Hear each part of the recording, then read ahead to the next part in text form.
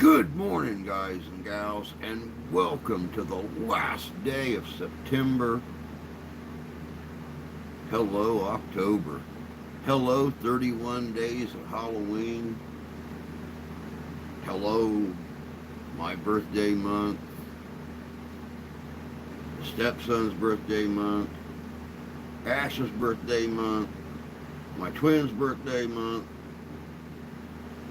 It don't get no better than this. Good morning, Jan. Good to see you, love. Good morning, Tony. What the hell am I doing sideways again?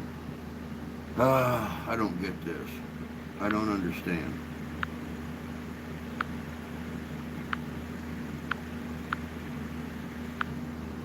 Oh well, looks like we're going this way again.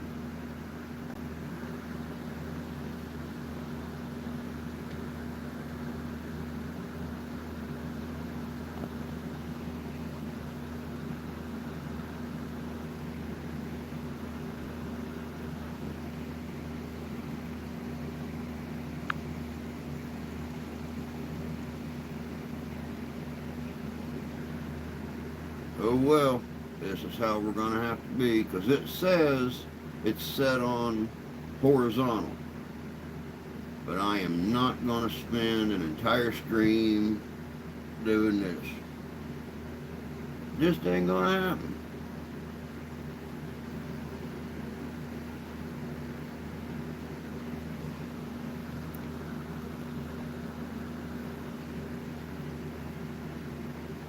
Well, that's about as good as it gets right there.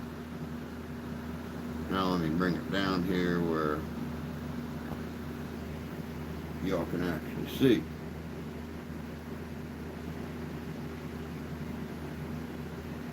Oh, let me see here. Yep, so far it looks like Tony Sands not going to be here today. Looks good? Okay.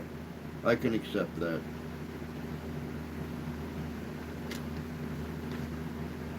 Man, I can tell you what, fall is in the air. We had that storm move through the other night. We had no leaves on the ground at all. And even though everything was still pretty much green here, that storm moved through here a couple days ago, and the ground is covered in leaves.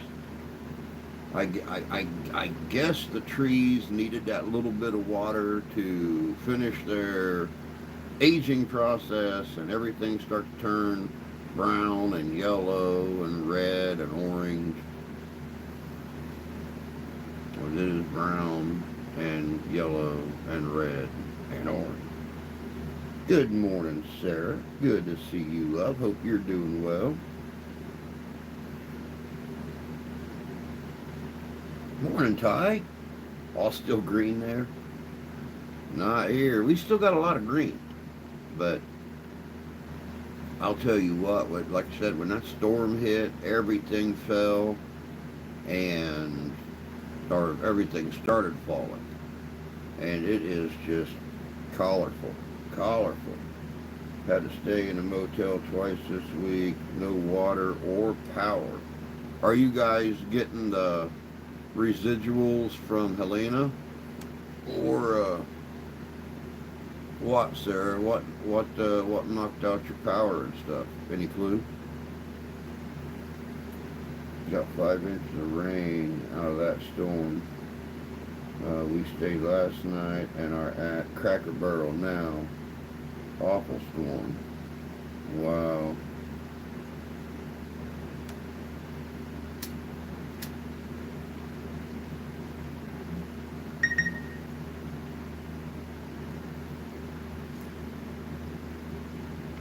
I'll tell you what. I woke up this morning at my normal wake up time for work.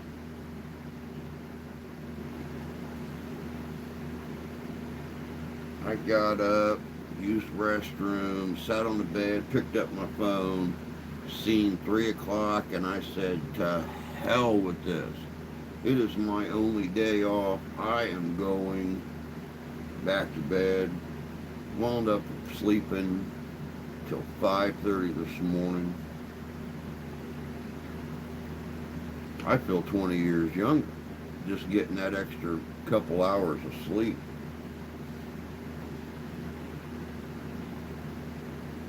They closed the college.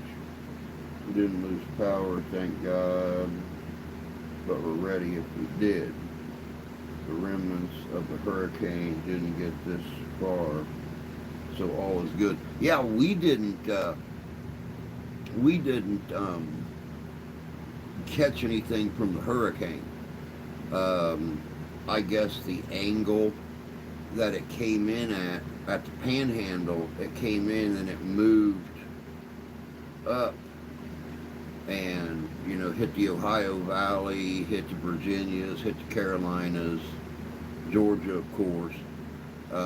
I seen where um, Squatch uh, isn't going to be on for a few days, um, doing any of his streams or anything until things pan out for him. Um, Need to get a hold of mom and dad today now that I'm actually off work and can chat and not watch a clock. Need to get a hold of them, see how things were for them in East Central Tennessee. But if Jan got some rain and stuff off of it, then I'm pretty sure mom and pop did too. Um, but yeah, we didn't get anything from the storm. Our rain came uh, before the storm. And I was trying to explain to the wife how jet streams work. And as that storm came in, it started pushing the jet streams opposite directions. Jan and Jay were supposed to get rain like 4 days ago, the day previous to when the storm made landfall. But they pushed it all up north. So we got nailed, and then they got nailed from the remnants of the storm coming through. Pretty good rain 50 miles south with just a couple of sprinkles here. Morning fishing. Hope you're feeling better, bud. I know from our talk uh, the other morning or yesterday morning, I don't even, days blend together for me now. It's just part of getting old, I guess. But I know that, and without going into very much detail of your personal life, it's rough, and it's a constant fear of mine. But I'm wishing you all the best, bud. I'm thinking about you, praying for you, that you make a speedy recovery and get back to life, man. Your mom and dad should be better than those in East Tennessee and Western North Carolina. Oh, I'm sure. I haven't looked at a map to see the exact path, but mom and dad are only about an hour and a half from Gatlinburg and stuff like that. They're only like an hour to the Tennessee River. So they got some wind and stuff. And plus they're way up on top of the plateau down there. So on top of the Cumberland Plateau. So I don't know. Been checking in with family and friends in Tennessee. They're all okay. That's good. My doc told me yesterday that my blood work looks better than it did in my 40s. And I have pretty high testosterone for a dude my age. You're doing better than me, man. You're doing better than me. Even when I had insurance, it didn't cover any kind of medication for testosterone and stuff. And diabetes. That diabetes, man, ripped the shit out of my testosterone levels, my energy levels. I mean, all I ever want to do is sleep anymore. There's been a couple days, well, it's been a few times here in the last month or so. I come in here and I plan on working on videos and stuff like that, and I think, okay, I'll take a break. I'll go watch a TV show, get a few laughs in, watch a movie or something, and I wake up 4 or 5 hours later. So I don't know. I don't know. I'm sure they did in Rain 2. Told him that explains a few things. Yeah.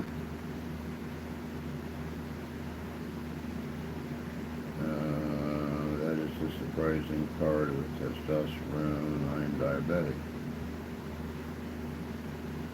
Surgery at 1 today. Man, another one. Ah, dude, you are such a strong person. I mean, you're taking this thing like a champ, and it just it blows me away. Uh, the hell that your body's going through, and not to mention the emotional changes. And when we talked the other day, I mean, you actually inspired me, dude. Um, just the way that you're approaching this and taking it, it just really, wow. I don't know if I could do it. I don't know if I could do it. I thought about you for about 2 hours after our phone call the other day, when I was at work. And it's like, dude, could you do this the way he is? I mean, he's a young man still. He's younger than you. And look at how he's taken this. I don't know, dude. Sorry, I'm back. Had to help get the kids ready for school. Educate them kiddies. Oh, yeah, definitely educate them kiddies. Tracy Tyler, watch that. They're being taught in school.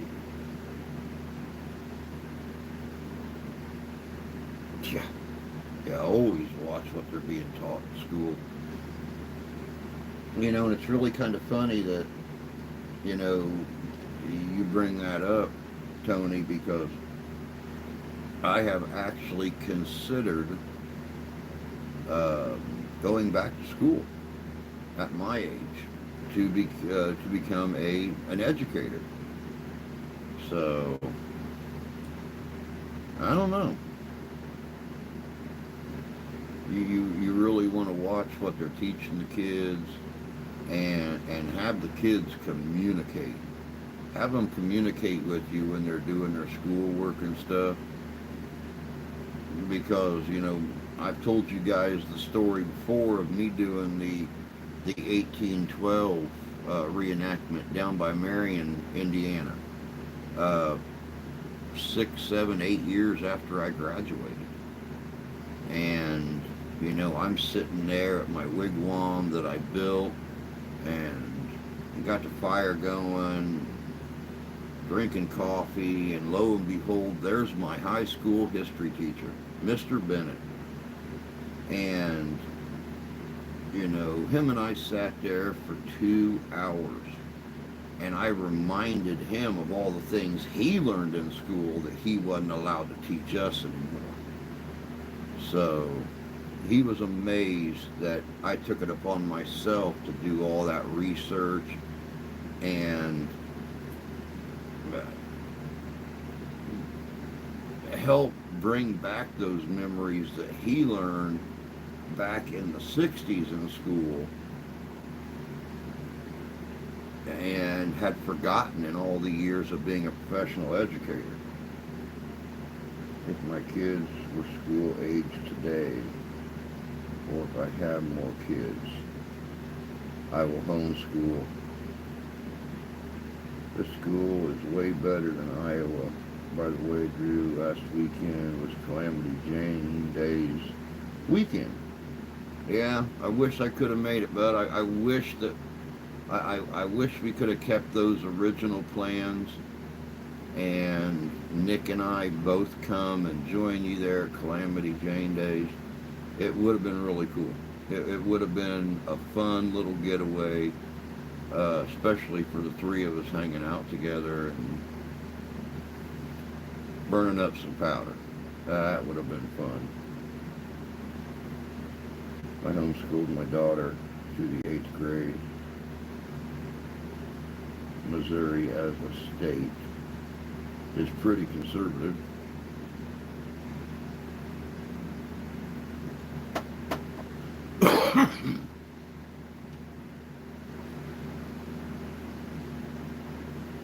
Y'all see this? First day in 4 days that I've had coffee. I'm zinging pretty well right now. You know, you guys know that, you know, from here a few weeks ago that they eliminated Sharpshooter Mark's position at the casino, and Steph had the pleasure of going and getting all of his stuff. Well, of course, you know, he's a security officer, security manager. They eliminated his position, and they escorted him off the property. Had his officers escort him off the property. He's actually back with the company at a different location now. I had to take a position cut, had to take a pay cut, but you know, at least he's back to work. But one of the things that Steph had the pleasure of confiscating from there was his Keurig and all of this big box of K-Cups. So needless to say, the wife has the Keurig out in the kitchen, and I've got some of the K-Cups in here. So I actually finally got coffee again after 4 days. Yeah, I know. Working a different job, pulling more hours, but you know, you still have that one pay week a month when everything comes out at once. So yeah, you know, I think I've got 2 packs of cigars left, and you know, thank God the freezer's filled up and the pantries are filled up. At least now I got coffee though, so I'm not a rancid old SOB sitting up here trying to be friendly and talk to folks without going.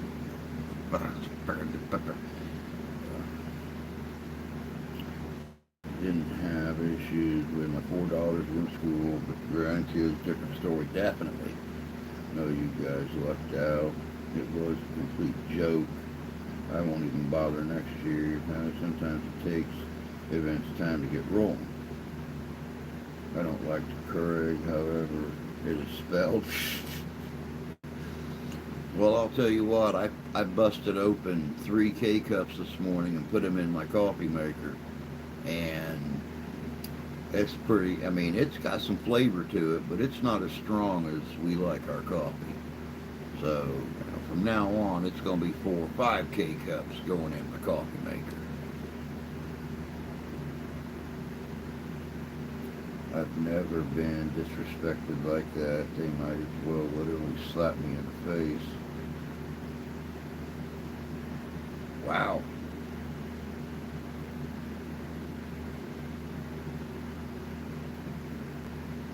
Did you get your new... hey, Elvis, good to see you.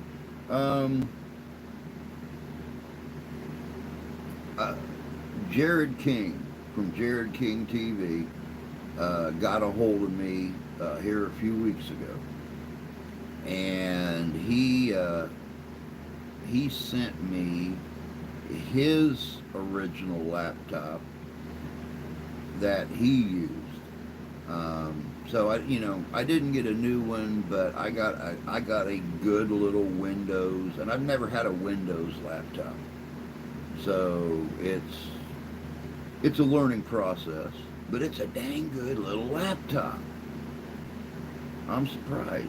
Plus, I got these Donnie Laws and Spooky Appalachia and YouTube stickers all over it now.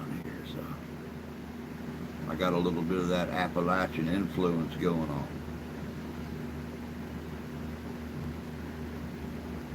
Sorry to hear that. You quit the pizza shop. I actually, I actually got fired when they brought in that second young Indian dude. They decided they didn't need to pay me anymore when they had free labor there. So they fired me, and within a week, I was at work at our town's new brewery. It's an artisan brewery that serves artisan food, and I trained under the chef there to I'm I'm their dough master now. I make all the pizza doughs. I make the dough for the appetizers, the focaccia bread, everything. So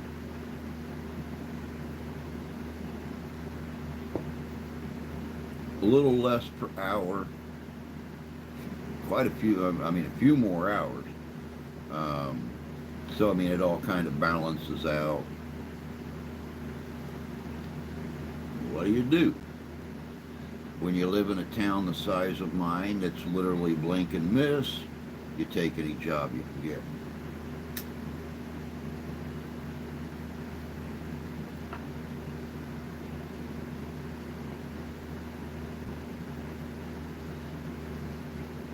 Didn't even get paid like I did last year. There, Squatch.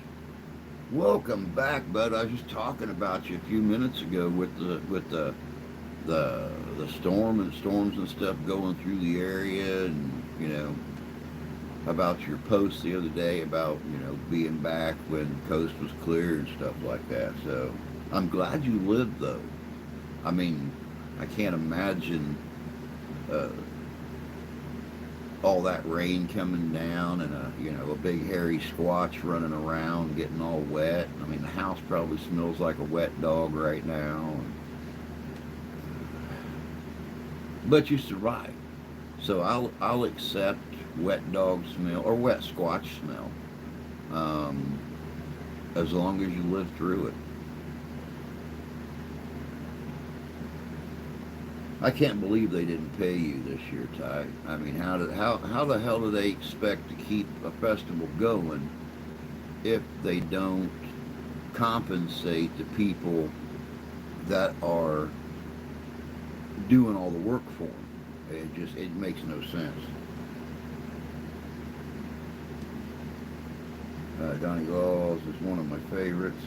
I know I like Donnie, and I like the stuff that him and Jared do together and stuff like that. But yeah, this is really cool. I got the little ghost spooky Appalachia sticker over here, and I've got the Donnie Laws Green Mountain sticker over here. It says East Tennessee Outdoors. Uh, Pretty cool. I like this.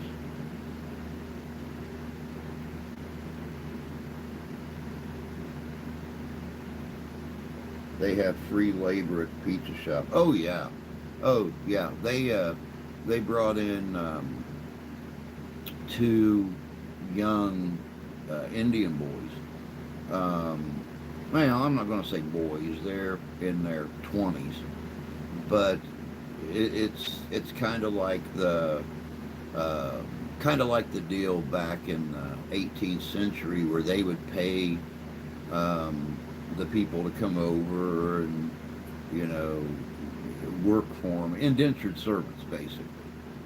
So they don't give them an hourly pay. They provide a house, they provide food, they provide transportation, they provide a job, and then you spend the next 7 or 8 years paying off the debt um, until you're able to, get arrangements made for your spouse or your family or whatever, or go back home, or I don't know. Well, I gotta head out, run kids to school. I'll try to make it back before it's 3 minutes. All right, Ty. Sounds good, bud. We will be here. Now my wife is glad I keep camping gear. I bet she is. I bet she is. Oh, take them puppies off. I'll just live with the glaze. Speaking of wet dogs, I just bedded my mutts with cedar bedding. Maybe that's what Squatch needs to do all over his studio and his filming area and stuff. Just throw down some cedar bedding and stuff to aromatically infuse the house and to slowly disperse the smell of wet squash. They stayed in their dog houses for 12 hours last night, so far as I know. Wow. Lady C, good morning, love. Good to see you. Hope you're doing well this morning. Oh, I've just got time to send one message. Hope you have a great day. You too, Sands. You take care of yourself, bud. Have a great day. I appreciate you stopping in and at least letting us know that you wasn't going to get a chance to stop in. Good morning. Smashing the like button. Thank you, Elvis. I appreciate that, bud. I need a 10 by 10 pop-up canopy. Was all I was missing. You know, thanks to Danny and Crystal from Southern Michigan Paranormals, I have a 10 by 10 now. And thank you to Jan and Jay with JJ's Adventures. I've got my folding tables and everything. So I'm completely set up for camping and doing Ghostorama and stuff like that. So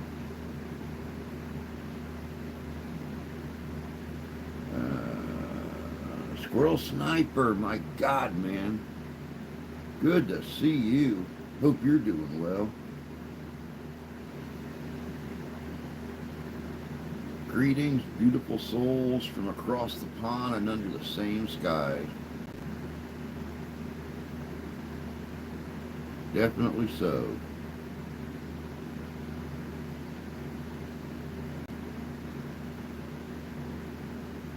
How am I doing? I'm doing all right. You know, same poopy caca, different day. You know, but I got my health. I'm alive. So far, we've not hit October yet. Mark and I were sitting out talking yesterday on the phone about some really good investigations for the month of October. So, I mean, we're doing our 31 days of Halloween. It starts tomorrow with the first video at 11 o'clock Eastern Standard Time. Plus, we're going to throw in investigations on top of that that are just going to be extra videos that I put out. I got contacted by a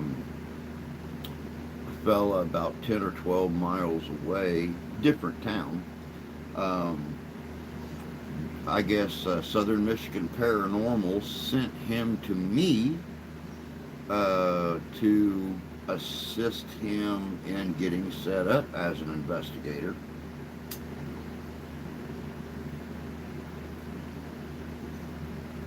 So, you know, I contacted him, give him what advice I possibly could, told him to be his own self, to be an individual, you know, that he's more than welcome to come out and join us in the month of October and hit some of our investigations with us while the veils are thinned out.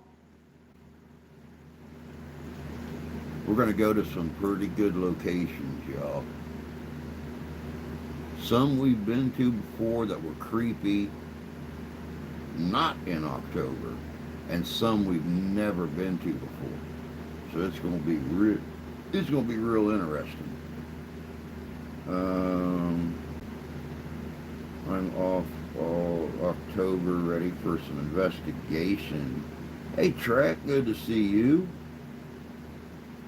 I need to hit up Mark. Hold on a second. I need to bounce back up here real quick. Um,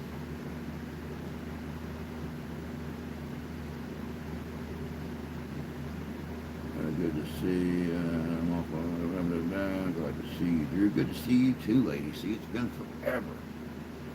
Um,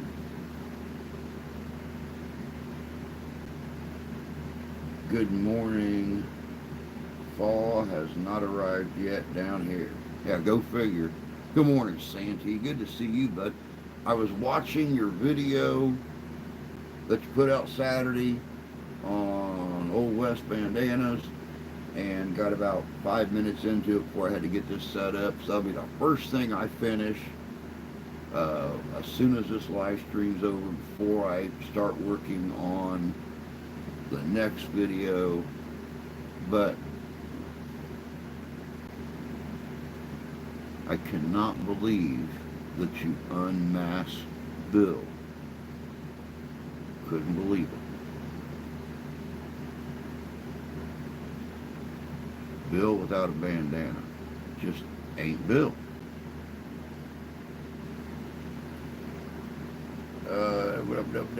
Looking forward to autumn, fall here. Love the change in the woodlands this time of year. I'm waiting on a letter from the bank to figure out what to do about the last mortgage payment.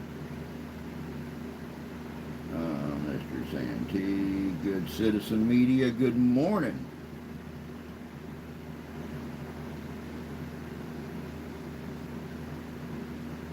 Hope you're doing well. Did you catch any rare Pokemon?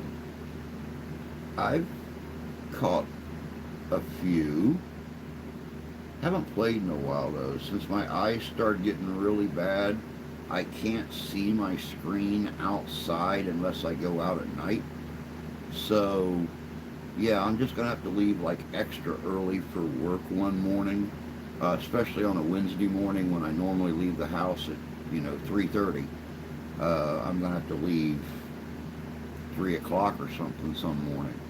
And that'll give me time to go down by the beach and, kind of waggle through back and forth a few roads, past a couple of the hot spots.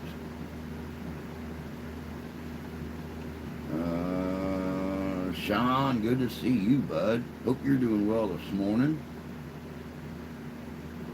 Finally couldn't get Chad to come up on my phone. Had to restart YouTube app a couple times. I've been having nothing but problems out of YouTube for the last few days.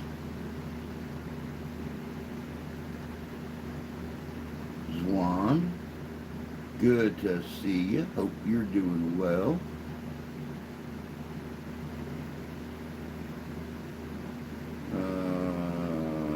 Skipper, good to see you, my friend. Thanks for coming in and joining us. I'm still compiling Ghost Rider vids. Southern Colorado, we have nice collars now. Collar trip Monday. Oh, cool. Yeah, ours are finally changing collars.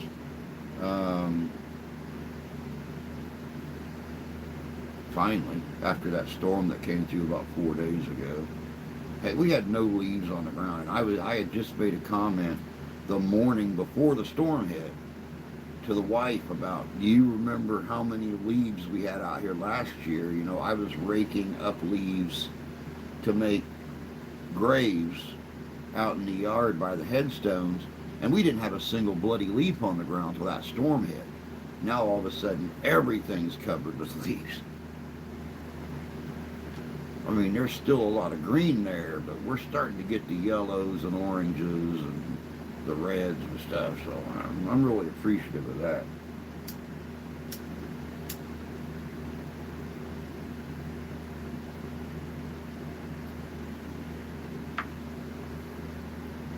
Man, you guys are chatting like crazy this morning. I'm having a hard time keeping up down here. Appreciate it. There's no hurry. Of course there's a hurry, man. I normally always check your stuff out the second I can, and working on the 31 days of Halloween, and working, keeping things up around here, and digging out all these things I'm going to use to make the decorations and stuff. Uh, oh yeah, for Halloween, I'll be setting up the big cemetery this year, so out in the front yard, because I'm going to be handing out some Halloween candy on Halloween. So you got to set the mood. You got to set the mood. Borley Rectory in England is one haunted site I used to go as a teen on Hallows Eve. I've heard of Borley Rectory. That's one place I would really like to visit sometime, and there's a few more locations as well. Didn't care for fall. Red leaves make squirrels tougher to see. Hold on just a second, guys. I think the wife might have messaged me.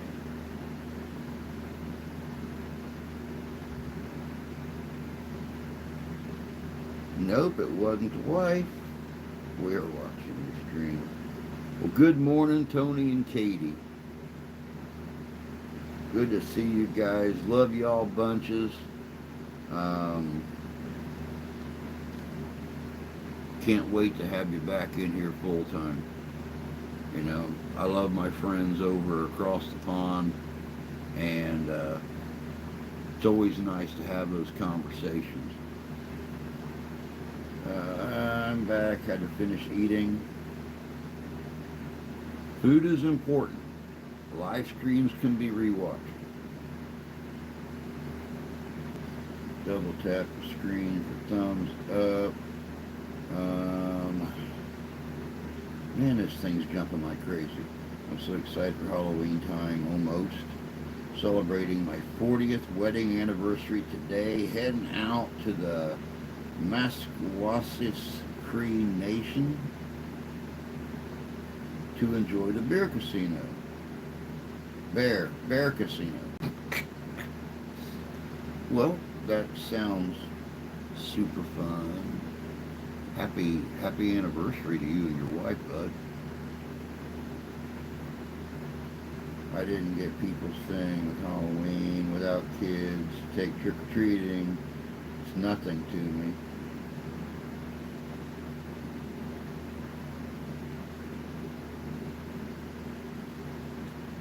I can understand that, not having the kids take trick-or-treat and everything. I always liked Halloween when I was younger, and when I became a father and could take my kids trick-or-treating, and then marrying, Steph, and having Ash around, it just made it even better, because then I got to relive, I got to dress up, I walked with her, and you know me, I'm creative anyway. I've done Hellboy, I've done 1941 Captain America, I've done the Ghost Rider, I've done all kinds of stuff dressed up. So, werewolf, zombies, ghost pirates.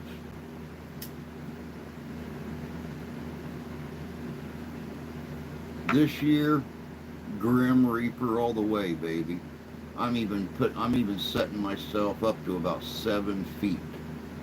7 feet tall to do that one. Next weekend out at the fairgrounds is our October Rock the Block, so they're going to have all kinds of Halloween things, the costume contest, stuff like that going on. So, yeah, we're going to have some fun with that. Did you hear about the plane crash on 12? No, I did not. Wow. Spooky movies, pumpkin spice. I got some pumpkin spice coffee K-cups over here, so I can't wait to bust into them. Right now, I'm just having a simple fall blend. Halloween is fun for kids. My oldest boy is 51 years old. Still hand out treats on Halloween. Oh yeah, definitely. Plus these days they don't allow kids to go out after dark. Our kids are out from 6 to 8. But certain neighborhoods like ours, they stick out till about 9. So yeah, I'm having a lot of fun with it this year. Geez, they don't allow congratulations. What the hell, man? There it is. Thank goodness they allow them to go out after dark here in Canada. Fortunately, it's very safe in my neighborhood. Ours too. Thanks. I'm just surprised at tolerance. Stay safe. Y'all have a great day. You too, good citizen media. You have a great day. Take care of yourself too. Thanks for coming in. Happy anniversary. Tried to get a 12-foot skelly from Home Depot, but they sold out quick. Oh yeah. Oh my God, yeah. They're selling out a lot of their animatronics and their large stuff this year. I've been trying to get some of the new Ghostbuster stuff that they have. Of course, they have like the animatronic terror dog and the firehouse, the inflatable firehouse, and the new proton packs. Well, they're not new. They've been out for 2 years now. Just ain't got the money to play. My wife and I just celebrated our golden anniversary, 27 years. Happy post-anniversary, man. Good to see you. Let's face it, we love dressing up anyway. Oh, yeah. I look at Halloween as my chance to go out and be who I really feel like I am at that time. There it went again.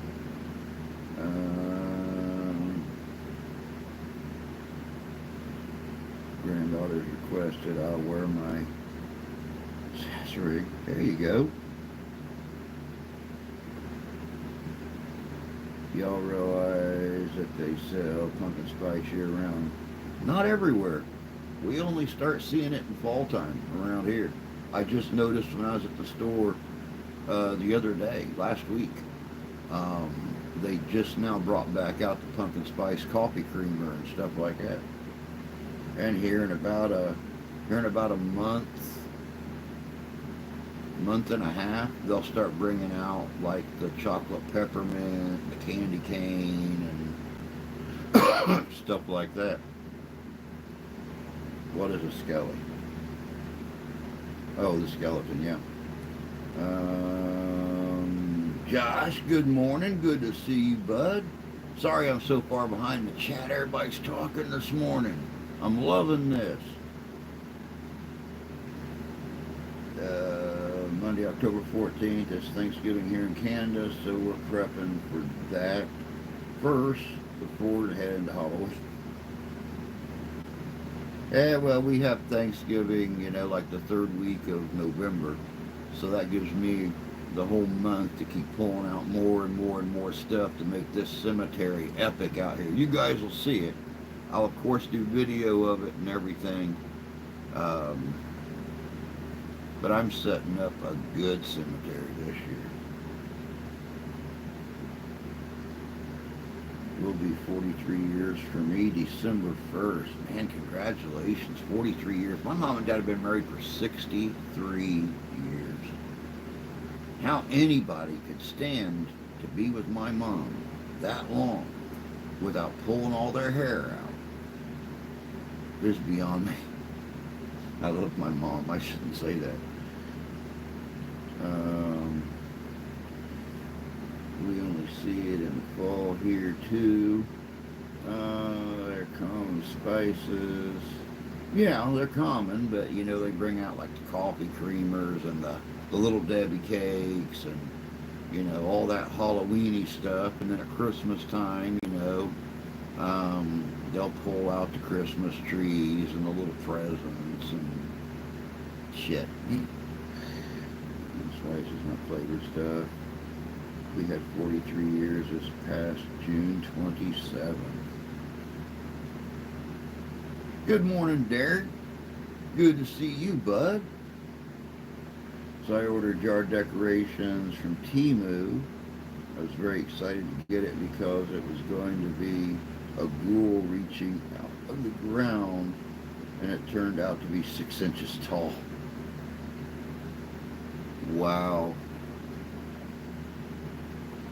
that's freaking terrible. I've been seeing you. You need to drive across the border. You need to drive across the border, Skipper, and you need to get to one of our dollar stores, a Dollar General, a Family Dollar. I mean, we have. Let me move my kitty cat here. We have things like this. Now, understand, I secured that together. It's actually got the spikes on the wrist to stick in the ground so the hands are coming out of the ground. But the skull is pretty much life size.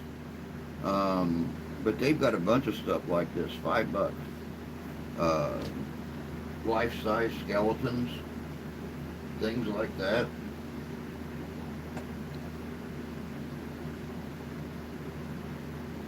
So I don't pick up decorations sight unseen, because if I'm going to take the time to put stuff out, I want it to be epic. So, and that's why I'm taking my time pulling everything out, even my old costumes. I'm making mannequins out of a lot of my old costumes. Today, sometime, I'm going to uh, build. I've got a large mahogany cross outside, stands about 8 foot tall, but I'm going to put a huge scarecrow on that mahogany cross and anchor it to the ground with some of our steel fencing posts, and tie it up, and then that's going to be like the big centerpiece in the cemetery.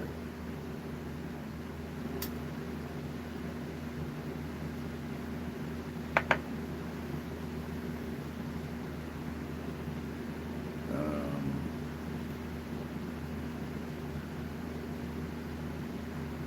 Hello, Median, a fellow Canuck, of course.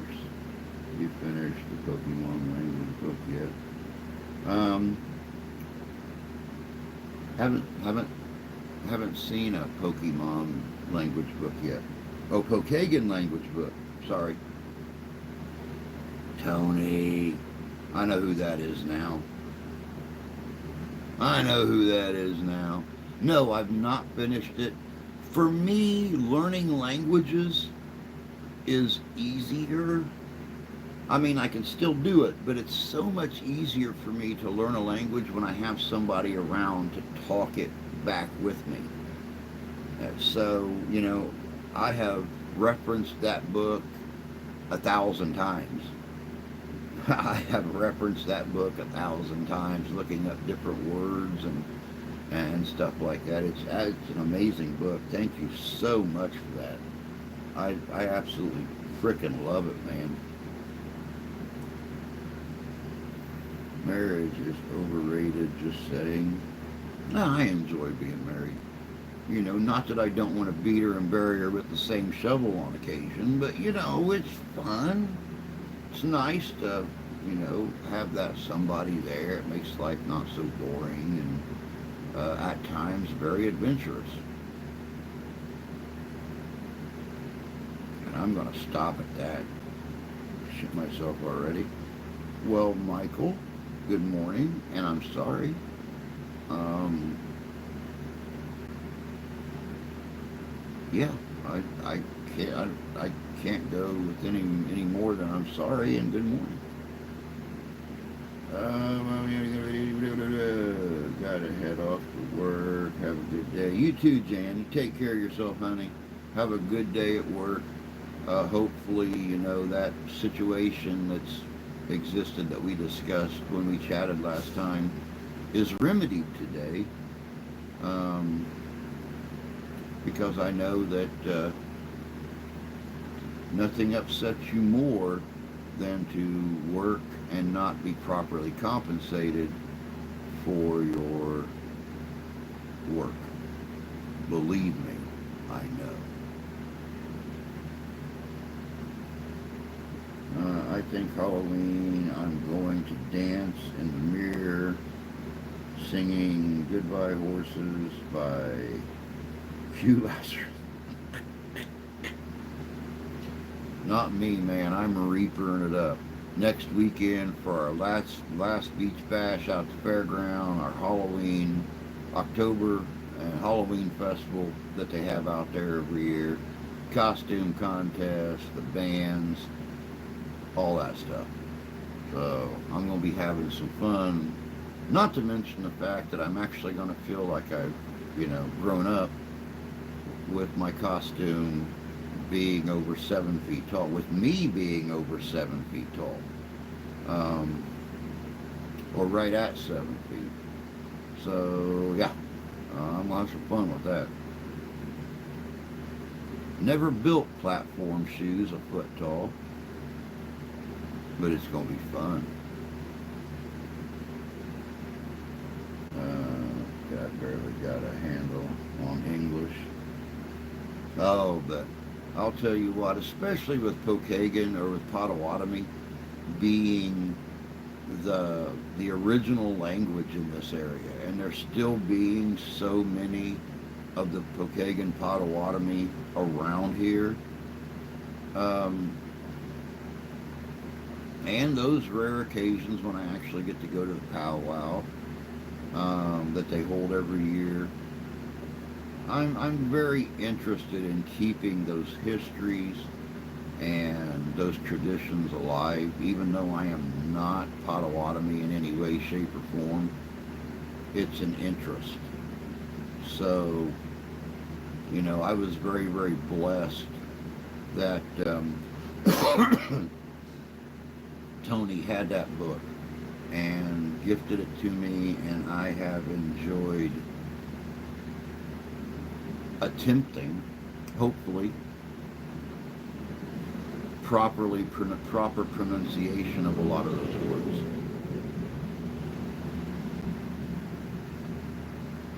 I'm going to be interviewed on October 2nd at 6 p.m. Eastern on Disco Acid Cult TV. Wow, that sounds interesting.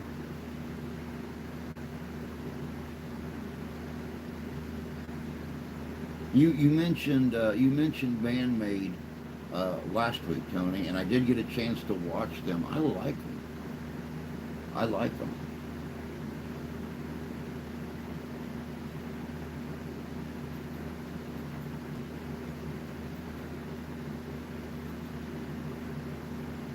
Yeah, you mentioned them to us last week, and even put a link up, so I had a chance to find them and watch a little bit of their stuff. And I like their. A lot of times I will. I'll find music that I really like, and while I'm sitting here working on videos, I'll just have music playing on the computer, and oh yeah, definitely on my playlist.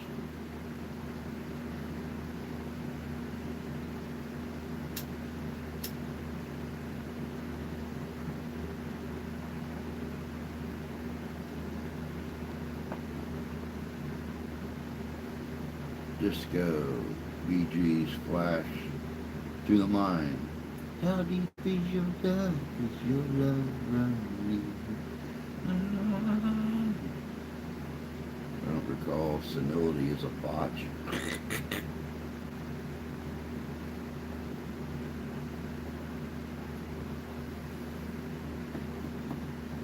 Some of the best music I've found lately.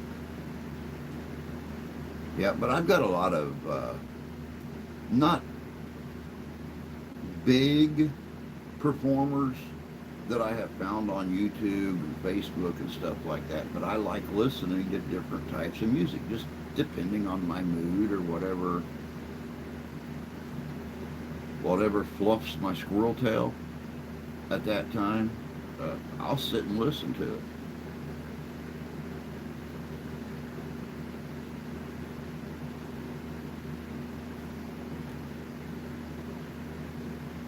Is that bird shit all over your jacket? No, it is. My wife picked this up for me to do my investigations and everything, and it actually, it's I don't even know how to describe it. It's marbleized, I guess, is the best way to describe it. You know, got the skull over here on the sleeve and everything, and it's just a very light windbreaker pullover. But she said she thought it looked really good for the investigations.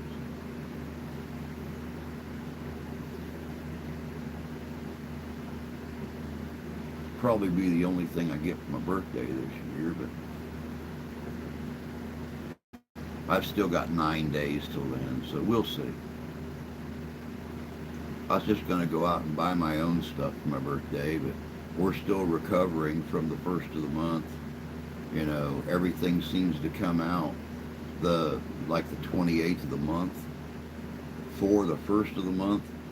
So, you know, when you when you have combined between the two of you $2,000 coming in a 2 week period, but you got 2,300 going out between insurance, car payment, furnace payment, house payment. It don't leave much money, and you got to spend the next 2 weeks recovering before it happens to you again the next 2 weeks.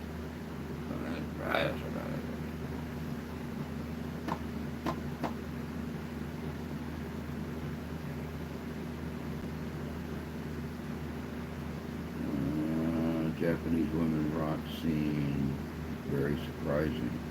No need to get pizza and beer again soon. I agree. I enjoyed the day that you and Mark came over here, and we just sat out on the back porch and nibbled on pizza and drank beer, man.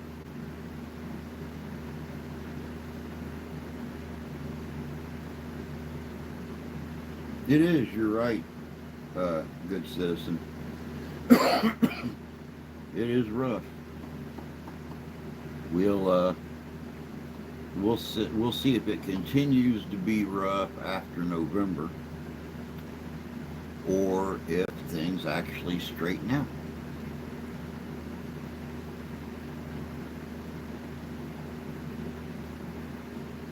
Yeah, exactly, Tony. I mean, we've still got $36,000 to pay on this place. So, you know, that almost $700 coming out every month, and it's going to go up again. I mean, every time the insurance goes up or something, you know, the escrow goes up. So in the next, hell, it's already gone up almost $100 in the last 2 years. So I can't imagine to see what it's going to be like um, in the next 2 years. Hell, we'll probably be paying $750 or $800 a month. But the nice thing about it is they've turned our town into a tourist location with the new beach and all the renovations and the new pier and the paddle boats and everything else. So now property prices are going up. I mean, when Grandma and Grandpa bought this place 22 years ago, it was less than $10,000. I think they said they paid 15,000 for it with the old house on it. And now the old house is gone. We got this modular sitting here, and this place is worth over $200,000 now. So let them keep adding. Let them keep adding to the town. Let them keep making our property values go up.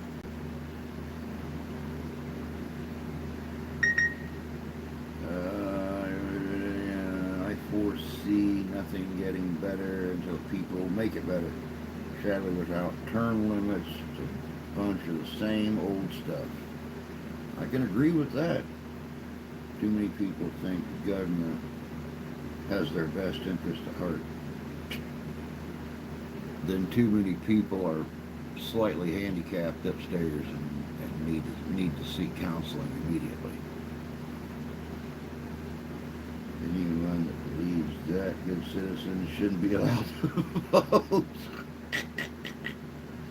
I agree. I agree too.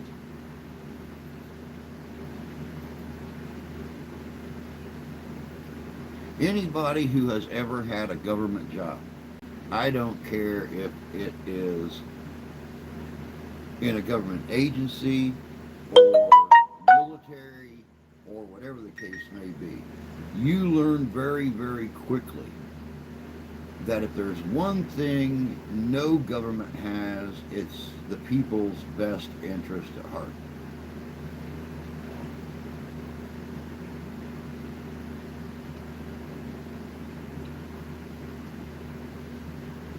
This is weird time to live. Wonder how history will be written about today 50 years from now. Good point.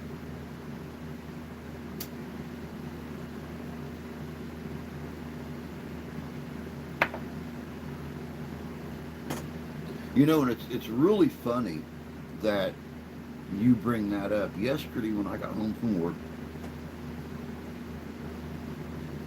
I came in here, I worked a little bit, decided, okay, I'm going to take a break, I'm going to go watch a movie.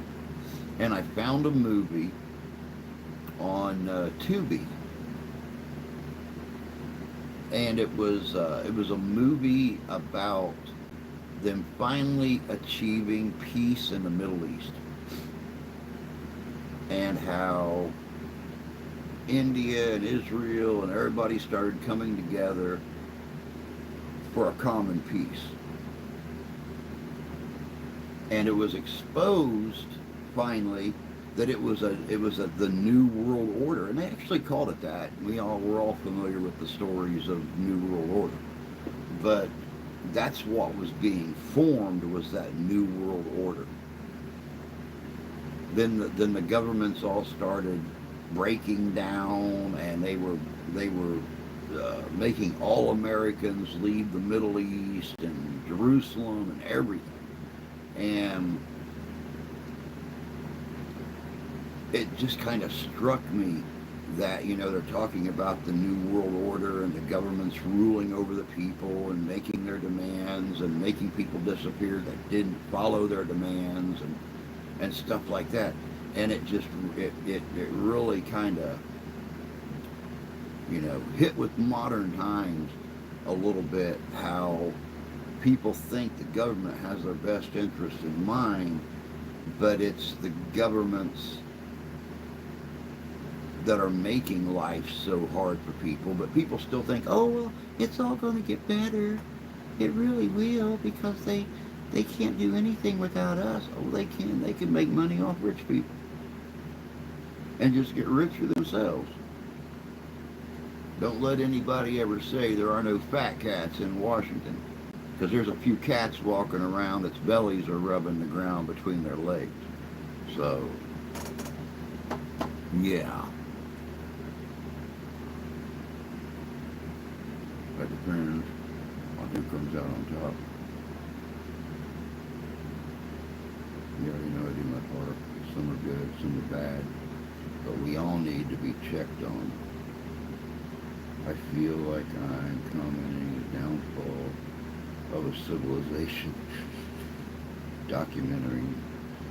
This is the exact reason for the Second Amendment. Check out Bone Tomahawk. I think I've seen Bone Tomahawk before. That sounds really familiar to me. I think I've seen it before, but I'll go back and try to find it again. Because I'll probably get tired of sitting in here in about 4 hours and decide that it's time to go watch some TV. Tell me they don't want to see that part. they get scared over documenting with a camera, let alone a pew pew. Yeah, yeah, tell me about it. Here's a good Western horror. That sounds so familiar. I'm sure I've seen that, but it's been a while. I'll go back and look for that. Second is being stripped if they have their way.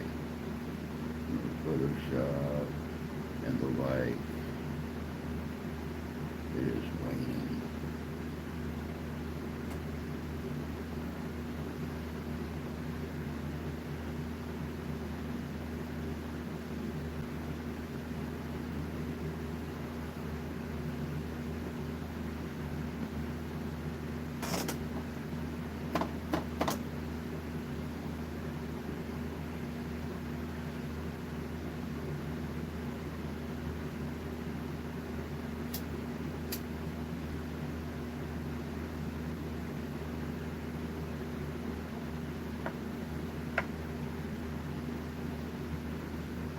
Tony, have you, yeah, just so we don't get them confused, Trek, have you seen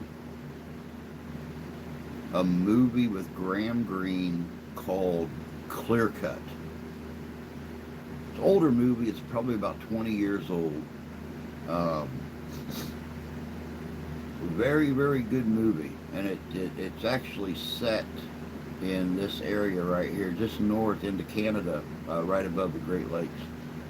But that that was one native-based horror thriller that I really liked. I'd like to find that movie again.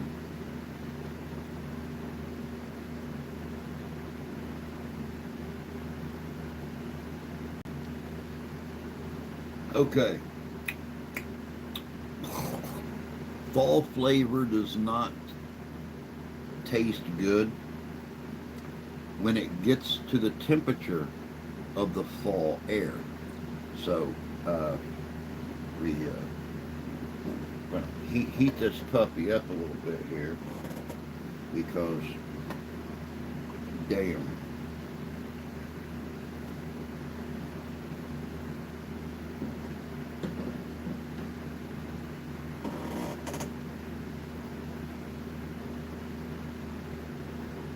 Yeah, definitely check it out, man. Clear Cut has got a great story, and it all kind of mixes in with the thriller, semi-horror. Graham, first time I ever seen Graham Greene play a bad guy, and he really wasn't a bad guy. He just seemed like it to you till you really understand what's going on with the story. So it's called, like I said, it's called Clear Cut.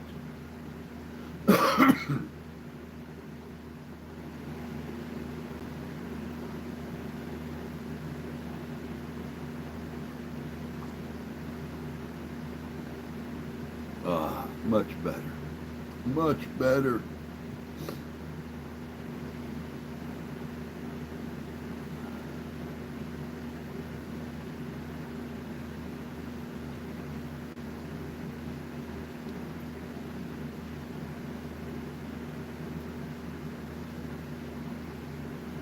So like I said earlier, guys, and I can't even tell how many people are in here right now. The computer's still saying one. The camera's not saying any. We have been here for an hour and 9 minutes and 25 seconds, but that's all it says. It doesn't tell me how many people are watching. Um, yeah, it's saying I have one waiting down here on the computer screen. Just like it's saying we've only got 2 thumbs up. So I don't trust anything it says because I have to keep refreshing it.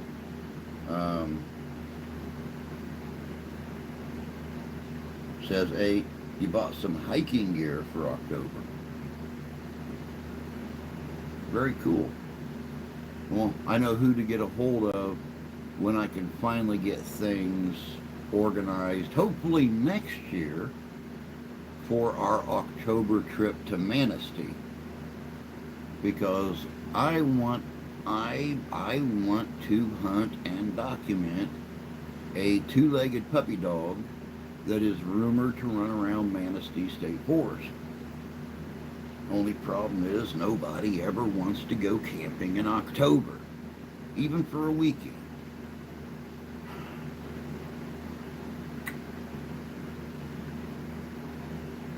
It's a Michigan legend. It's a indigenous legend, and it's just got bigger over the years. And by God, I want to go out and see if I can find that little fur bearer and do some stuff. My screen says one waiting. I'm free all this month. Well, sadly enough, with my job, I'm not as free as I used to be.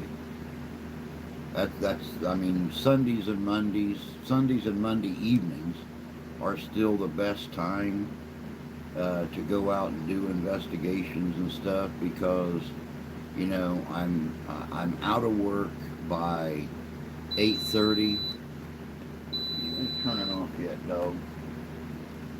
I'm out of work by 8:30, 9 o'clock on a Sunday morning, and I don't go back till 9 o'clock on Tuesday morning. But, Wednesdays I got to be there at 4 a.m., and every other day I got to be there at 6 a.m. So going out, staying out late, doing investigations and stuff, it's one of them situations where I have to request a time off to do something on any other day.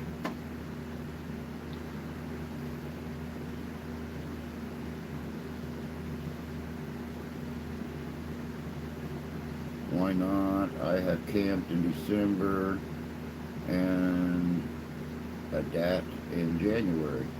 I have too. It don't bother me. That's what they make wool blankets for, and that's what they make campfires for. So I got no problem doing it. It's finding enough other people that are interested in going out uh, when the air gets cold.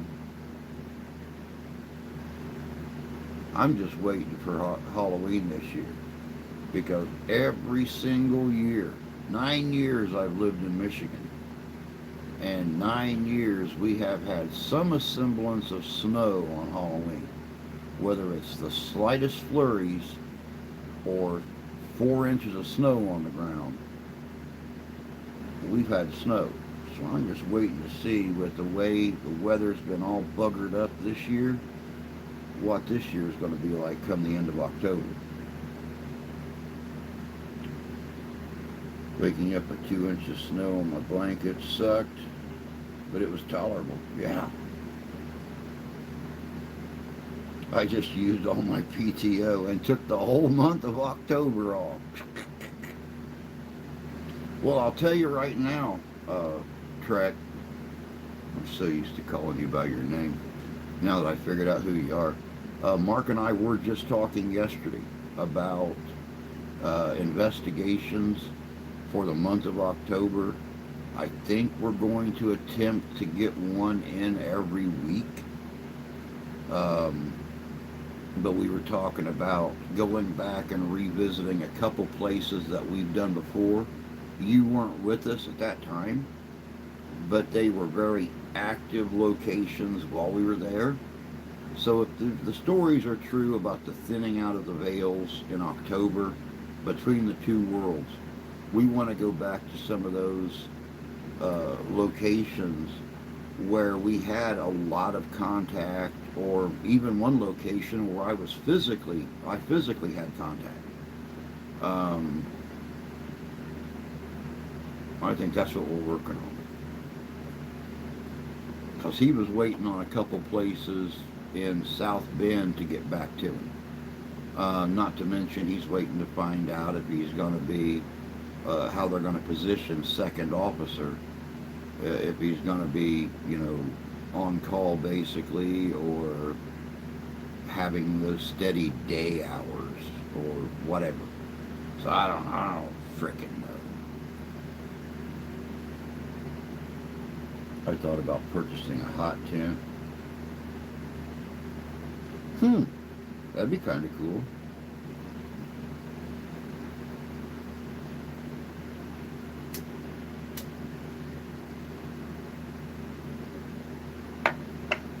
I actually found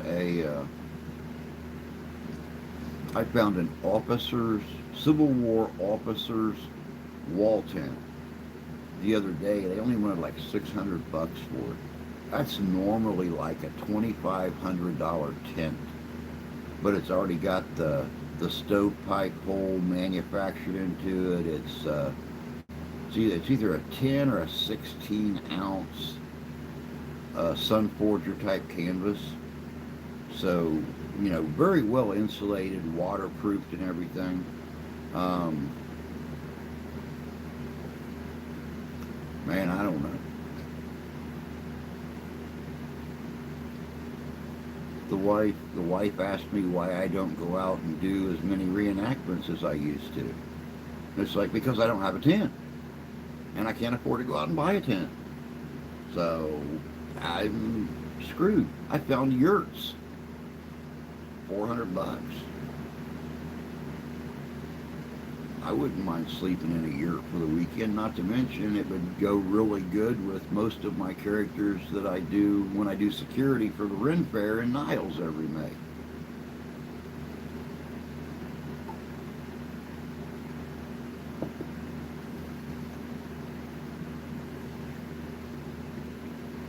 I will admit that I wouldn't want to winter camp.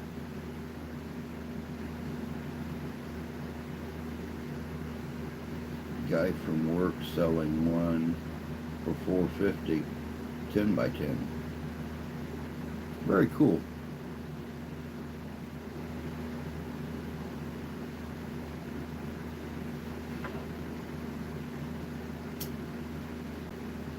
This damn fan keeps putting the cigars out.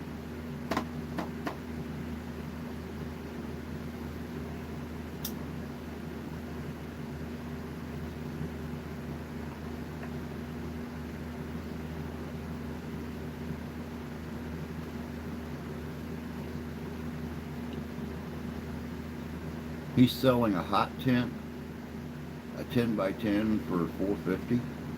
That's a heck of a deal. I get on Facebook Marketplace and look at some of the reenactors and stuff, the people older than me that are getting out of it. And yeah,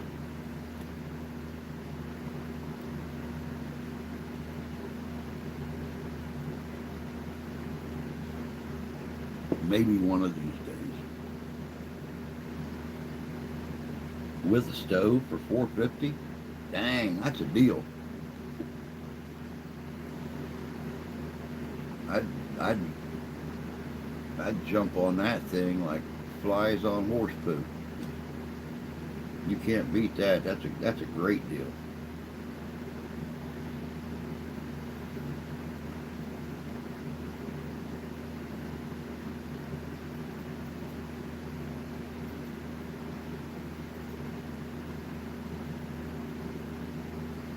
My first tent was a 10 by 20 army tent that was fitted for aluminum poles instead of lumber. I don't think I've ever used uh, aluminum poles. I always, when I go out and do an event, I um, always set it up.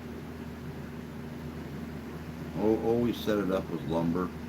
Now, granted, I've used some 2x2s, I've used some 2x4s, and I've used some 4x4s. Talk about heavy.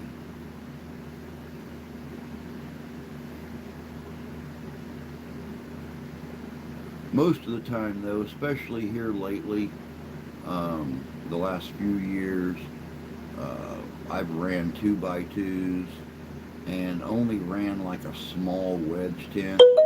I mean, once you get your cot set up in there and a box, there's really no room to move around in there. So Yeah, those have been pretty light. But and then my buddy's old baker tent that was not waterproofed at all. It's nothing like waking up in the middle of the night thinking that you peed the bed and then realized, oh no, it rained and it dripped right on the seam above my bed. Still got to hang everything out to dry, but at least you still have control over your bladder. Sadly enough, at my age, those days are coming soon enough. I don't need them rushed. To be honest, I much prefer two bakers put up facing each other. See, I like that idea. It's the idea of affording two bakers.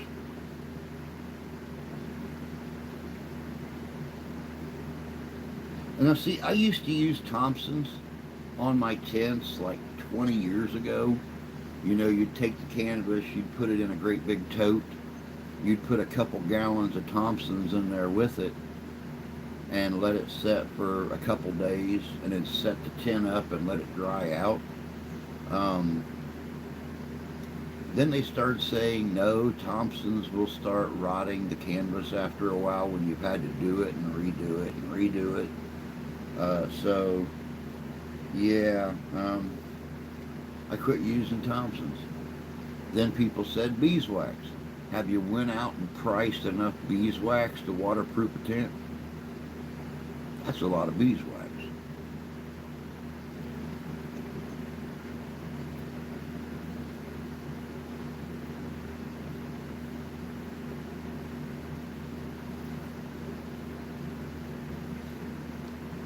I don't know. I've been keeping my eyes open on for like a wall tent or something like that.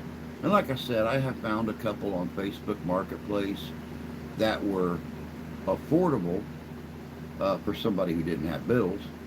Um, because I could go out and do a lot more Civil War events and stuff like that, especially as a captain or a wagon master or whatever the case may be, with a little bit more comfort.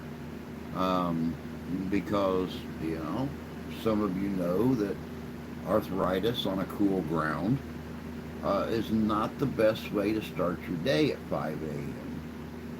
You just don't seem to want to get up off the ground and go out to start a fire to get your joints warmed up.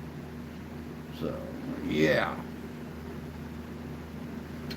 My bakers were probably 10 years old at the time I got them, and had them for 5 years. Oh, nice.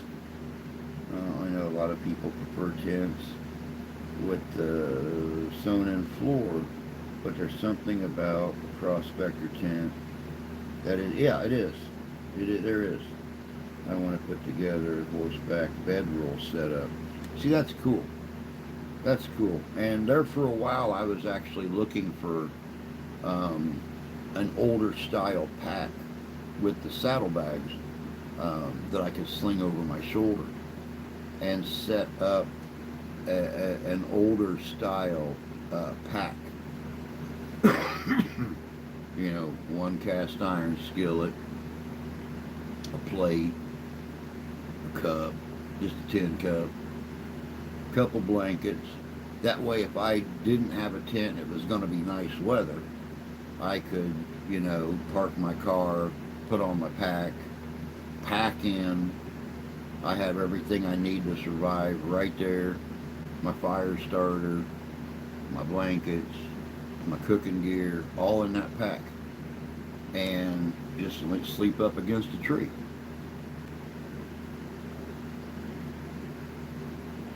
There again, they're heavy and lodge poles are hard to deal with. Even though some against the canvas tent, really nice. Yeah. Sounds like you need to set yourself up, Metro Boy. I've thought about it. I'm not gonna lie. I've thought about it.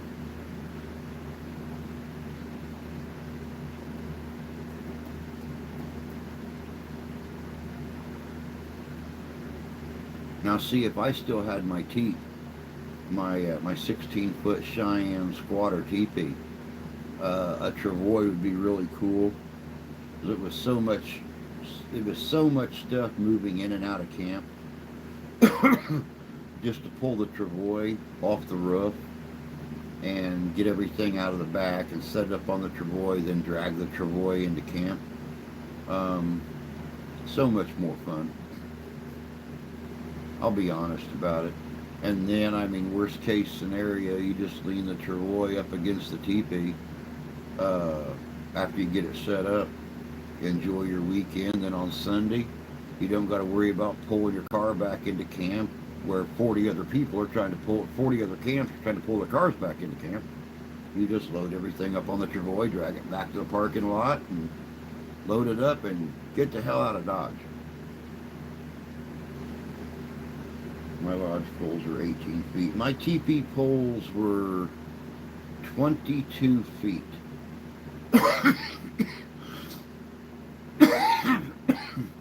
the the Cheyenne squatter was 16 feet front to back, 15 feet side to side, and 18 feet tall. So I had 22-foot poles. That way I had a nice crow's nest with all my ribbon tied to it and everything. And of course, you know, I set the inside up with deer hides and sheep hides and stuff like that. I always slept against the back wall. Always slept with my head to the east, my feet to the west, and had my fire pit in the center. And I set it up traditional. So, you know, you walk in the door and immediately to your left is all the firewood. Then you had, you know, if you had somebody camping with you, that was first bed. Main bed was in the back. And then my coolers and stuff were always covered on the other wall, where when you looked inside there for a while, guys, I took a lot of pride in my reenacting. And I didn't do Civil War. I'd done older style, usually Matee or Trapper, Trader. So, and I had a lot of people that would actually just go inside the teepee to take video or take pictures and stuff, because I always had them set up traditional. I'm clearing my property for horses. You and Mark have to swing by. Oh, very cool.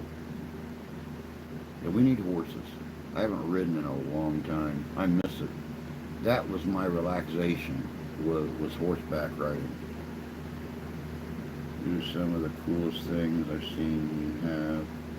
See it to believe it when it comes to camping. Mine were teepee poles that I cut a couple of feet off of. Attaching the lines to various trees, secured. You guys want to pull, parachute up and away from the central campfire circle. Then I let the fire in the middle. The heat from the fire inside heated the air under the chute, and it lifted up like a giant gnome. That's cool. What was really sweet was it started to rain. The entire encampment was bone dry because of the setup. Give me just a second, guys. I got to run to the in-house and, you know, talk to a peeing horse or something. Give me just a minute. I'll be right back.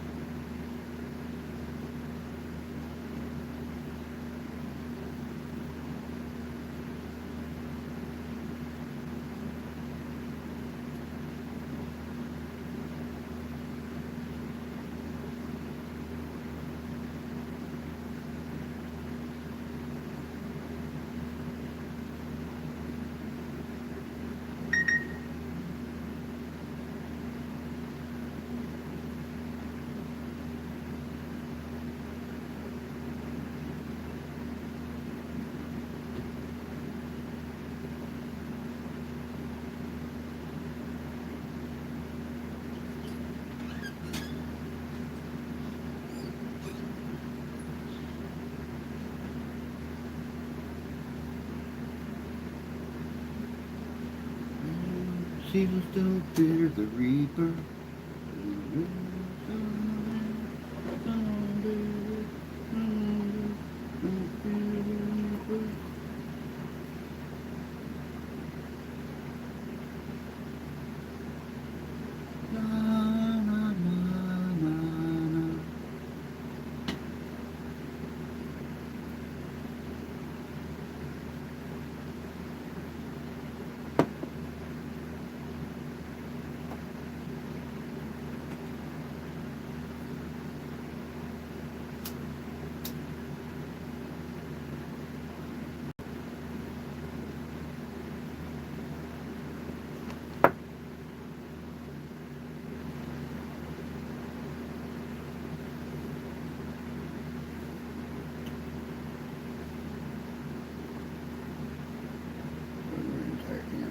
We have set up, I hooked up with a group quite a few years ago, probably 12 or 14 years ago.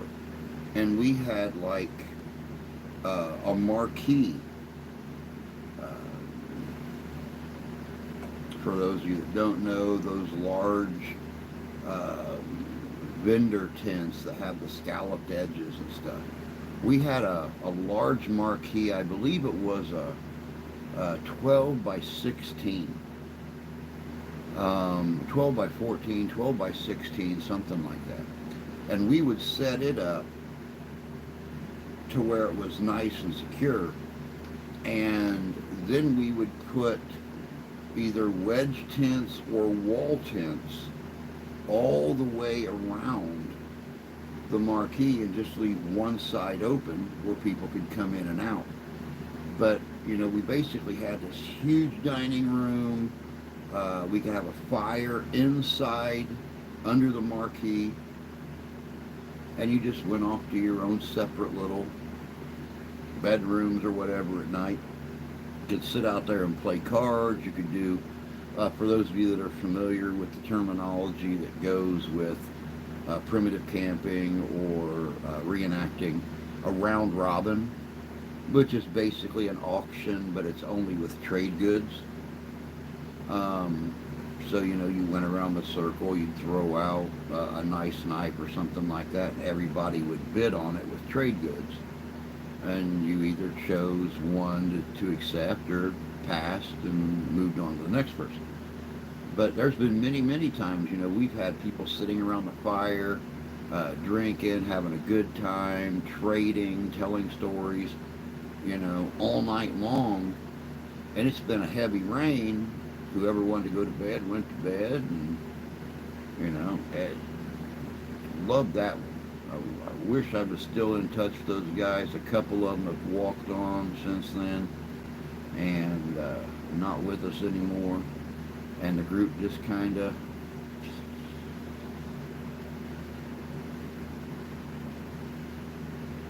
I remember learning lessons on water flow versus topography versus lots of scotch.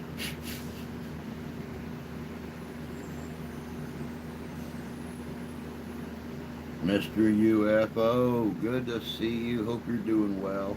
I always have Long Johns available. Yep. I am always looking for a nice pair of red long handles to wear underneath my stuff when it gets to this time of the year.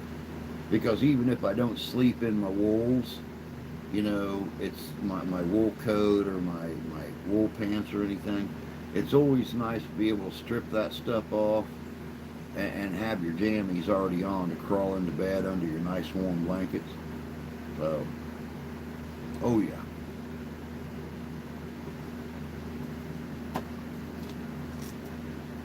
Not to mention just my everyday wear.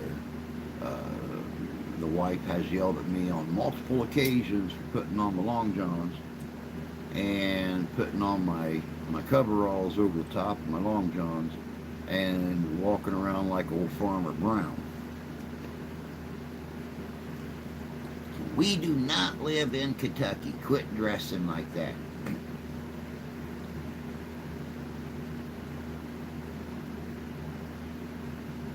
Oh yeah, definitely, definitely. The trapdoor long johns are the way to go.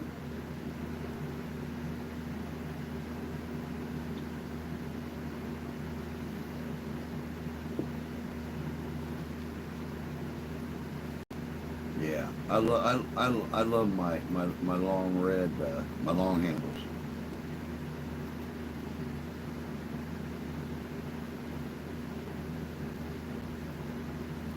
There's there is nothing in the world like going out camping during late fall, early winter, and not having to strip uh, from the knees up to go to the bathroom. You might get frostbite on bits and pieces that just ain't going to recover. And I am not a big fan of frostbite on my bits and pieces.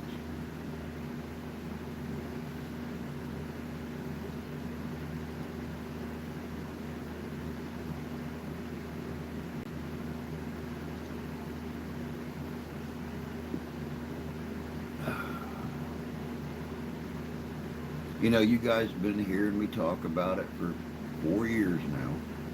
But one of these days, the right person is going to come along, and they're just going to send me a chunk of money, and they're going to say, "We love you. We love your channel. We love your people. Here's this to make your channel everything you'd like it to be." I'm still looking for that wealthy benefactor. I don't know if he exists or not, but I'm looking for him.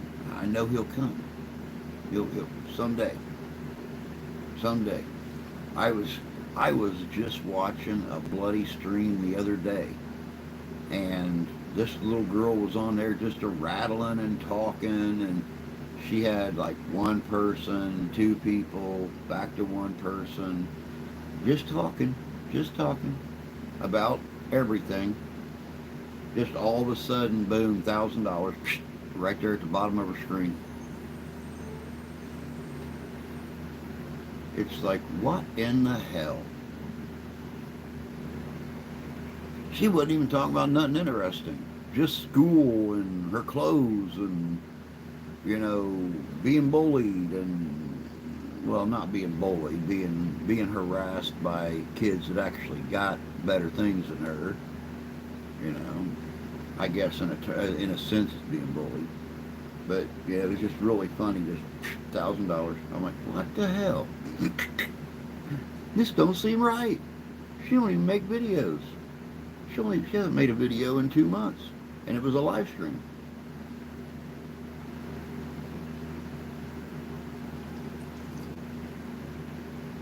Culinary clothing were not made for convenience. Nope. Why were you watching this girl? Because when I see people, especially people who are just getting started out or whatever, I always want to pop in, say hello, tell them they're doing a good job, pick up their spirits a little bit. It just seems like the right thing to do, especially when somebody's not having a good time or not having a good day, and they're doing this to keep from going out and doing stupid stuff. Yeah, it just seems like it's the right thing to do sometimes, to just sit and listen to somebody, chat with them a little bit, give them a little bit of that moral and emotional support that so many people need these days.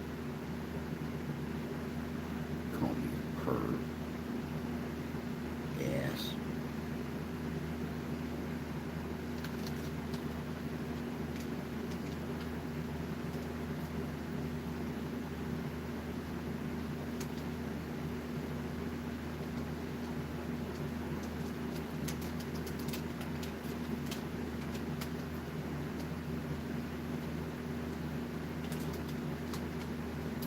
We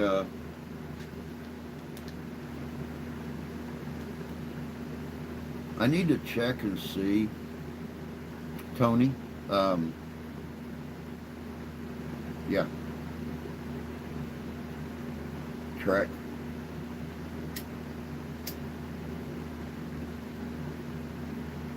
But I think we might have a drone.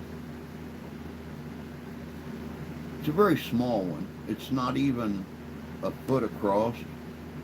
But one of Steph's nieces brought it over here like a month ago because she couldn't figure it out. She couldn't make it work right. I've never had the eye-hand coordination to fly a drone. Hopefully you or Mark do. But yeah, she didn't pay a lot for it. It flies great. It's just, and it's got a camera on it. Um, but she just kind of abandoned it. So we might have us a drone to do some aerial stuff with,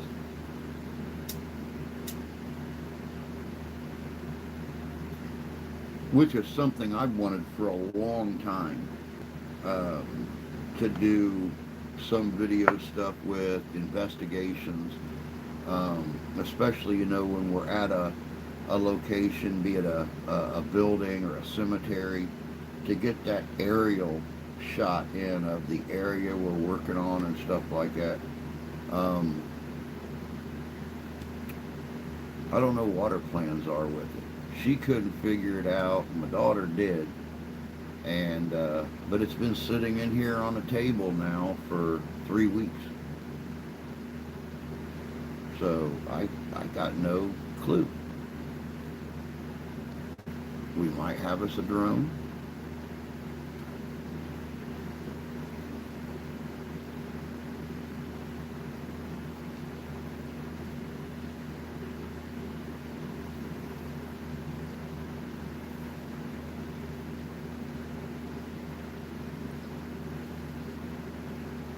Oh, what are we doing? What are we doing?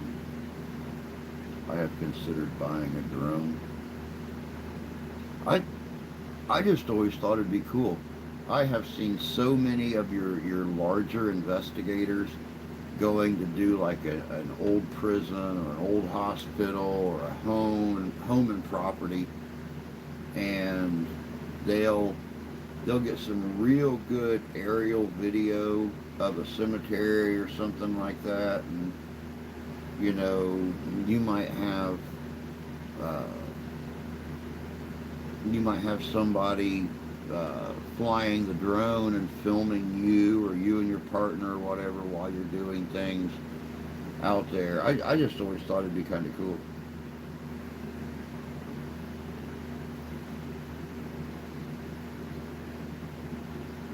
I think storm chasing would benefit from a drone. I could see that if it was, one of the, and I can't even get my hands on this screen like that, but one of the bigger drones. This thing's only probably about that big. uh, Propeller shafts and everything. I mean, the whole drone, the body of the drone is only about that big. So I think it'd be kind of cool, but you would need something larger with better stabilizers to do storm chasing because of the wind shears and stuff. Not to mention, something that's made for acclimate weather. But yeah, I could see where a drone would be very beneficial when it comes to storm chasing and everything.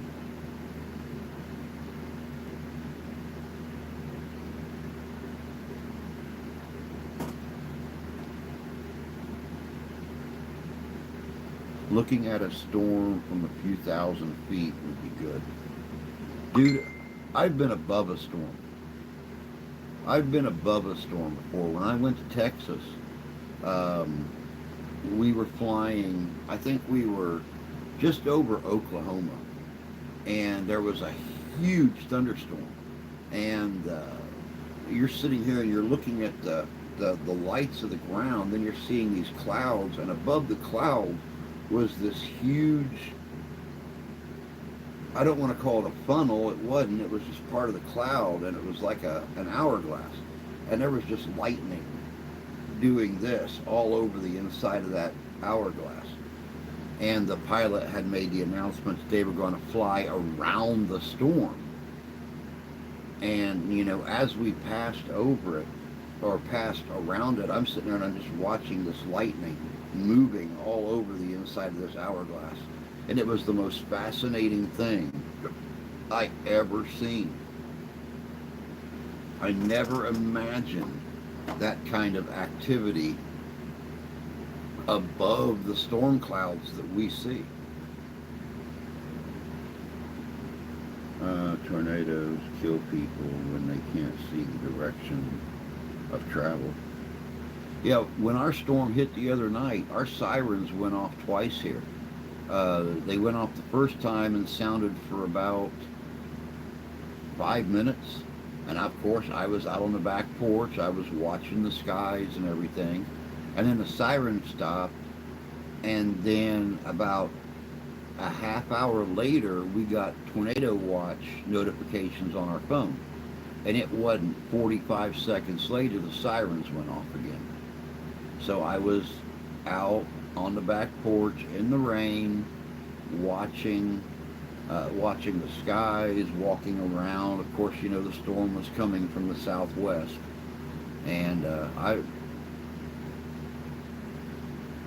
yeah, I mean, you know, I had my Doppler pulled up, so I was looking for any kind of a hook or anything moving towards the town, moving towards the village. And it wound up sounding again for about 5 or 6 minutes, then shut down. And it was half hour later, the tornado warning expired. So, yeah. Although a rain-wrapped tornado would render a drone pretty useless. Yeah, and that's what I mean about an all-weather drone. You want something that can maneuver in those winds and the rain and stuff like that. Sirens have become a bit less accurate with radar-defined tornadoes. Most radar-defined tornadoes are not there. Yeah.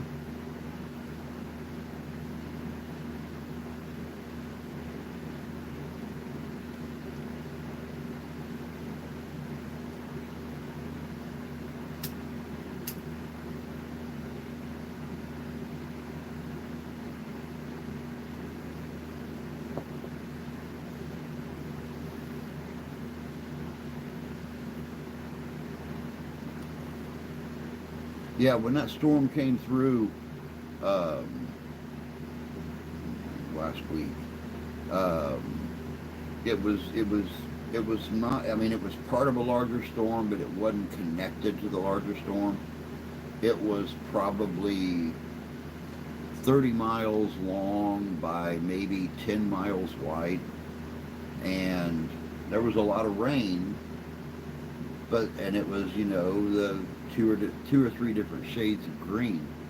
But right in the center of it, man, was all orange and red. And the edge of that orange and red was hitting us coming up from the southwest. So that's why I zoomed in within a 30-mile radius of my location and was looking for any kind of a hook or a spot that looked like it could possibly breed a tornado. There was a couple spots that were iffy, and that's the main reason I was outside looking. Because with the siren already going off, I mean, what else is there of a warning besides the rumble? And you don't always get the rumble. The problem with that is that people will stop taking shelter until it is spotted, and that will get people killed. Yeah, when they first announced that this storm was southwest of us, and that they issued the tornado warning, the the very last thing that they mentioned in the warning was take shelter now in a basement or an interior room, which kind of sucks because both of our bathrooms are on an outside wall. And both of those bathrooms have a tree limb above them that are about the size of a Volkswagen. So, yeah, even getting in the bathtub, um, not the best thing. I mean, we don't even have an internal room in this place. The living room is against the kitchen, and the living room and my daughter's bedroom are all against the western wall, outside wall. Our bedroom, the utility room, our bathroom, and the main bathroom and the studio are all against the east outside wall. So, yeah, there's no place safe to go. And we all know that mobile homes and modular homes make tornadoes horny. I mean, they see a trailer park and they get all excited. You know, it's like that trailer park is in heat and they can't wait to jump on it. So, yeah, do the best you can. Look for a clearly defined line of red, green on radar, and that is where wind shear is likely. Oh, we got some wind shear. We got some wind shear. That's one thing that really kind of worried me. Is it went from dead calm to 20-mile-an-hour winds in no time, and it went from just barely misting to a very heavy downpour to a little bit of hail to calm. And it's like, oh, okay, all right. Well, the conditions are right, but is anything going to start to swirl? Now, they said the radar picked up rotation. I didn't see it on my Doppler. So,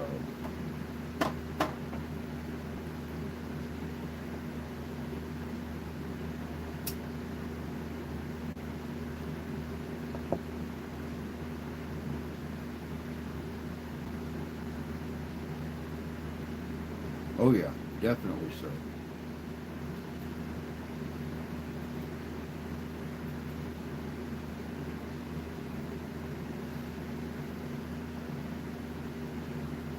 And it's really sad because I have always looked at, hey David, good to see you, bud. Hope you're doing well today. I've always looked at, religious or not, I've always looked at a tornado as the true finger of God.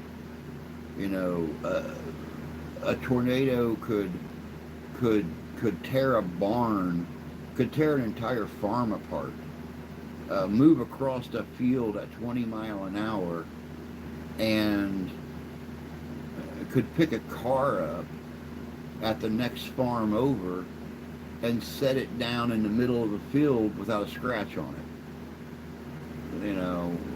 We've all heard stories of tornadoes driving a piece of straw into a phone pole like somebody threw a throwing knife at it. But there's also been instances of tornadoes picking a baby up wrapped in a blanket and laying it down in the next county in somebody's yard still wrapped in a blanket. And I mean, there's a lot of stories out there. But, you start seeing the newspapers and stuff with photographs telling the stories and stuff. It's kind of those stories are true.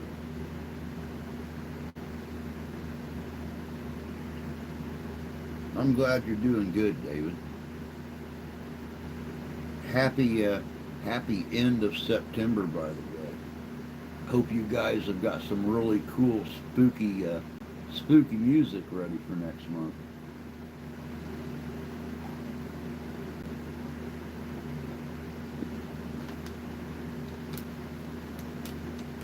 I've already started working on stuff for the 31 days of Halloween on Living History Mysteries. I'm going to have some unusual stuff. Going to have some spooky stories. Going to have some good music.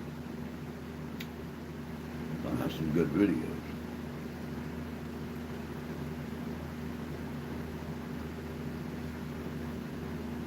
too many people go out storm chasing for the thrill without much preparation.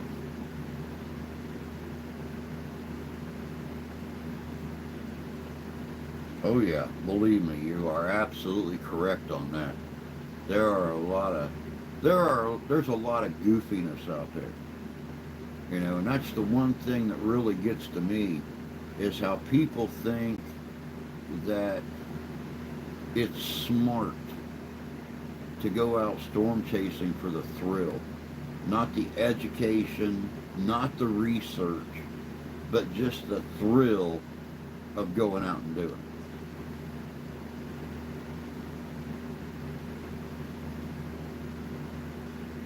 To me, it's kind of like it's kind of like going backpacking in the mountains, especially in the fall time before the bears start to go into hibernation, where they're a lot more territorial, where they are hunting more, trying to build up that fat. And you see a large grizzly bear standing there, and it's eating a deer. And I mean, it's tearing that deer up. It's getting every bit of fat in its body stored up for the wintertime. And you think it's a good idea to take your 22 rifle, sling it over your shoulder, and run up behind that bear and kick him in the balls. That's kind of like storm chasing without the proper equipment. You're just basically running the risk of throwing your life away. Now, granted, you might get a good kick in on that bear, and he might for a minute. But regardless of how far and fast you run, that bear runs faster.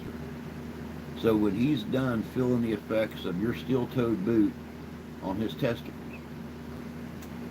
he's going to look for you, and he's going to hunt you down, and he's going to poop you out before he goes into hibernation. There's just no ifs, ands, or buts to it. Yeah, we are gearing up for October, including some investigations and a Halloween special with some new songs. Cool. Can't wait. Can't wait. My first planning idea when going out was, how do I escape this motherfucker? Yeah, that would be my first plan. That would be my first plan of escape. Is or my first plan would be my plan of escape. Just in case. Just in case. Then I would start figuring out, okay, how am I going to get the best pictures? How far do I have to be away from this thing to stay what I believe it will be safe? How am I going to get the best video? How long are we going to pursue this thing? Before all that, my plan is, how the hell am I going to get away from this thing if it decides it wants to eat me? Much like that bear.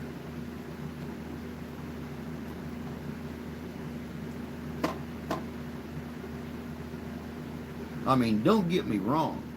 I would love to have $250,000 to armor up, build one of those armored tornado chasing vehicles with, all the computers and stuff inside, the little swivel seat with the bubble on top with the cameras. I'd love to have the money to buy one or to build one of those things, but I don't.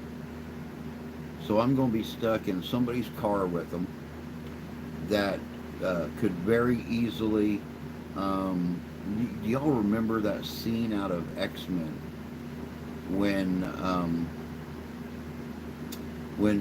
Magneto tried to break Mystique out of the military transport vehicle, and he's standing in the middle of the road and he's doing his little thing, and all these cars are being picked up off the ground and crushed and then flung out in the fields? That's what I feel like I'm riding in is one of those military transport or military escort cars. Picked up, swirled around a few times, crushed into a ball, and thrown out in a field somewhere. If I was driving around in a 5,000 pound armored tank, um, with ground drills on it, I wouldn't feel like that as much. Then again, 5,000 pound tank drilled into the ground while you're sitting there. This tornado could always throw a combine at you, or a tractor, or a semi truck. Then you're stuck there and can't get out of the way.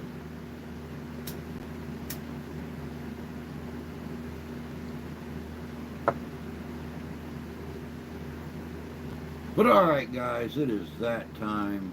We're going to leave on that high note, being crushed under a combine while you're screwed into the ground.